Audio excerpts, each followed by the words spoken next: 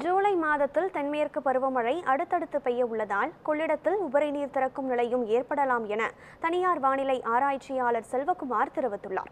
இதுகுறித்து செய்தியாளர் சரவணகுமார் செல்வகுமாருடன் நடத்திய கலந்துரையாடலை பார்க்கலாம்.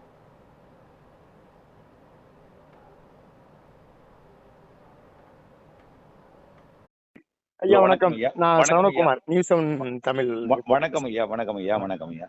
ஒண்ணுங்க, இப்போ இந்த மேட்டூர் அணையும் நமக்கு தண்ணீர் திறக்கப்பட்டிருக்கு, கல்லணையிலையும் தண்ணீர் திறக்கப்பட்டிருக்கு. இதை நம்பி டெல்டா விவசாயிகள் இப்போ குறுவை சாகுபடி தொடங்கக்கூடிய ஆயத்த பணியில இருக்கிறாங்க. இப்ப மேட்டூர் அணையில 114 அடி இருப்பு நமக்கு தண்ணீர் இருக்கிறது.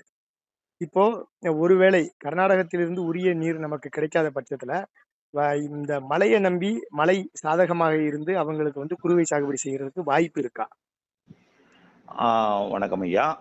அதாவது அணை நீரை கொண்டு, அதாவது ஆற்று பாசனத்தை கொண்டு விவசாயம் செய்வதற்கு சாதகம் இருக்கு. ஆற்று பாசனம் எங்கெல்லாம் இருக்கிறதோ அந்த இடம் மட்டும்தான் நம்ம முழுமையாக நம் விவசாயம் செய்ய முடியும். பொதுவாக தென்மேற்கு பருவமழையை பொறுத்த வரைக்கும் தமிழ்நாட்டிற்கான மழை அல்ல.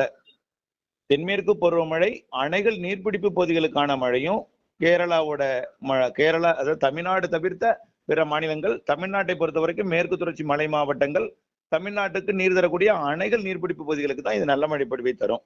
ஆனால் தமிழ்நாட்டிற்கு இந்த தென்மேற்கு பருவமழை காலத்துல வெப்பசலன இடிமழை பொழிவு இருக்கும். அது பரவலாக இருக்காது. அதாவது நாம விதைத்து விட்டு அந்த நேரத்தில் மழையை எதிர்பார்த்தால் பெய்யாது. ஆனால் பெய்யும், பரவலாக பெய்யாது. இப்போ இன்றைக்கு கூட இந்த நாளில் கூட டெல்டாவில் மழை பொழிகிறது. ஆனால் அந்த மழை பொழிவு ஒரு இடத்துல 10 நிமிடம் பெய்கிறது. முத்துப்பேட்டையில பார்த்தீங்கன்னா அரை மணி நேரம் பொழிந்தது. ஆனால் அந்த மழை வேதாரண்ய எல்லை வரைக்கும் போகவில்லை, கடலுக்குள் இறங்கியது. நீடாமங்கலம் பொழிகிறது. அது திருவாரூருக்கு செல்வதற்கு முன் சற்று செயலிழந்த வடிவிலே பயணித்துக் கொண்டிருக்கிறது.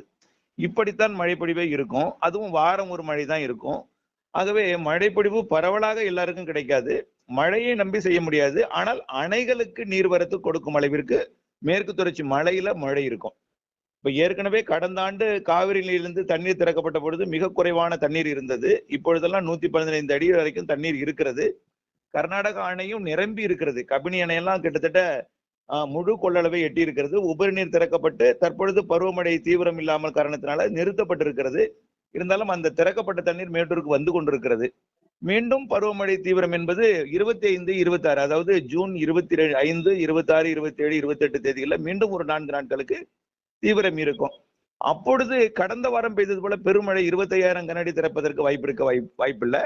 ஒரு 10,000, 5,000, 8,000க்குள்ள ஒரு டிஎம்சி தினசரி ஒரு 2 நாளைக்கு திறக்கும் அளவிற்கு மழைப்பொழிவு கர்நாடகாவின் நீர்பிடிப்பு பகுதிகளிலையும் கேரளாவோட வயநாடு போன்ற பகுதிகளிலையும் பொழிவதற்கு வாய்ப்பு இருக்கு. இதனால மேட்டூருக்கு மீண்டும் ஒரு முறை தண்ணீர் வந்தாலும் திறப்புக்கு சமமான தண்ணீரோ அல்லது திறப்பை விட சற்று குறைவான தண்ணீர் தான் இந்த மாத இறுதி வரைக்கும் கிடைக்கும். ஆனால் கொஞ்சம் இறங்கு முகத்துக்கு தான் போயிட்டு இருக்கோம். ஆனால் 110 அடிக்கு கீழே போறதுக்கு வாய்ப்பு இல்லை. உடனடியாக எப்படி போனாலும் 100 அடிக்கு குறைவதற்கு வாய்ப்பு இல்லை. அதாவது வரக்கூடிய ஜூலை, ஆகஸ்டா இருந்தாலும். ஆக திறப்புக்கேற்ற வரத்தும் திறப்புக்கு சற்று குறைவான வரத்தும் இருந்து நம்முடைய நம்பிக்கை கொடுக்கும். தொடர்ந்து விவசாயம் ஆற்று பாசனத்தை வைத்து செய்யலாம். அதே போல ஜூலை 10 தேதியிலிருந்து மீண்டும் சிஸ்டங்கள் உருவாகுது. அதாவது இந்த 25ல இருந்து 28 வரைக்கும் ஒரு சிஸ்டம் இருக்கு. அந்த சிஸ்டத்துக்கு அப்புறம் வட இந்தியாவில்தான் வலுத்த மழை பொழிவை கொடுக்கும். காற்று திசை மாறி இருக்கும். வட இந்தியா ஃபுல்லா நிறைய இடங்கள்ல வெள்ளப்பெருக்கு ஏற்படுத்தக்கூடிய தெலுங்கானா, ஆந்திர பிரதேசத்துல இருந்து டெல்லி, காஷ்மீர் வரைக்கும், பாகிஸ்தான் எல்லையோரம், வடகிழக்கு மாநிலங்கள் வரைக்கும் வட இந்தியாவிற்கு தான் நிறைய வடகிழக்கு பருவமழை, தென்மேற்கு பருவமழையை கொடுப்பதற்கு இப்பொழுதைக்கு சாதகம் இருக்கு. இந்த ஜூன் இறுதி வாரத்துல 3-4 நாட்களுக்கு மிதமானது முதல் சற்று கனமழை கொடுத்தாலும் ஒரு டிஎம்சி அளவிற்கு தினசரி ஒரு 3 நாள் வர்றதுக்கு வாய்ப்பு இருந்தாலும் ஜூலை 2வது வாரத்திலிருந்து மீண்டும் தீவிரமடையும்.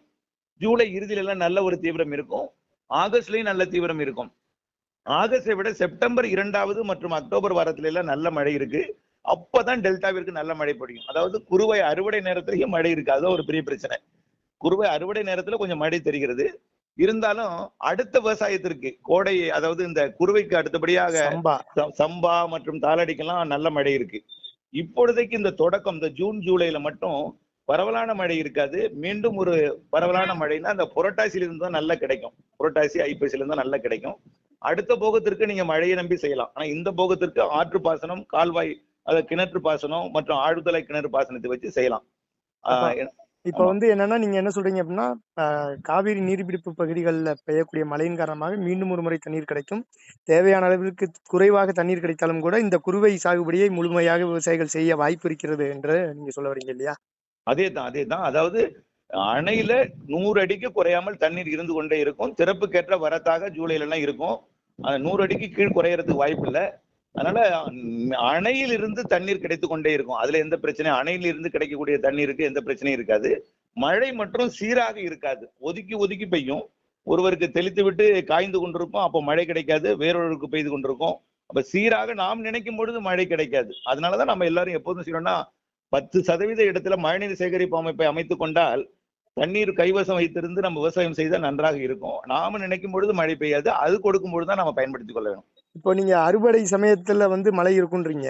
அப்ப அந்த சமயத்துல அறுவடை சமயத்துல மழை இருக்குங்கிற போது வயல்வெளிகள்ல மழைநீர் தேங்குறதுக்கு வாய்ப்பு இருக்கு. அதன் மூலமா கூட குறுவையில வந்து அறுவடைங்கிறது பாதிப்பு ஏற்படலாம் இல்லையா? அதை அதாவது காப்பாத்துறதுக்கு என்ன பண்ணணும்? கண்டிப்பாக. அதாவது தற்பொழுது குறுவை சாகுபடி இப்பொழுது தொடங்கி இருக்கக்கூடிய இடம் நாமுடைய ஆலோசனை என்ன சொல்றோம்னா, ஆற்று பாசனத்தை நம்பியும் ஆழ்துளை கிணறு இருக்கிற இடத்துல தான் நம்ம செய்ய சொல்லியிருக்கோம். அடுத்தது அவங்க இந்த கடைமடை பகுதிகளுக்கு நீர் போனாலும் அது முழுமையாக உள்ளே போய் பாயும் அளவிற்கு அவங்களுக்கு எல்லாம் தண்ணி கிடைக்காது. எல்லாம் மேடாக இருக்கும். உள்ளே போய் பாயாது. அந்த இடத்துக்கெல்லாம் அவங்க அடுத்த போக நம்ம புரட்டாசியில தான் அவங்களுக்கு சாகுபடியே தொடங்குவாங்க. அவர்களுக்கு அது வரப்பிரசாதமாக இருக்கும் அந்த மழை, புரட்டாசி மழை. அதாவது வரக்கூடிய அந்த செப்டம்பர் மழை வந்து அவர்கள் வரப்பிரசாதமாக இருக்கும். ஆனால் அறுவடை நேரத்துல கொடுத்தாலும் மழை மாலை இரவு மழையாத்தான் இருக்கும். அதாவது நாள் முழுவதும் பெய்யற மழையா இருக்காது. மாலை இரவு மழையா இருக்கும். கொஞ்சம் கனமழையா இருக்கும். அந்த இடைவெளி அறிந்து அந்த மழை இல்லாத நாள் அறிந்து திட்டமிட்டு அறுவடை செய்யலாம். ஆனா அந்த நேரத்துல வாரத்துக்கு ஒரு மழையாவது கிடைக்கும். அதனால சாகுபடி செப்டம்பர்ல நல்லா இருக்கும்.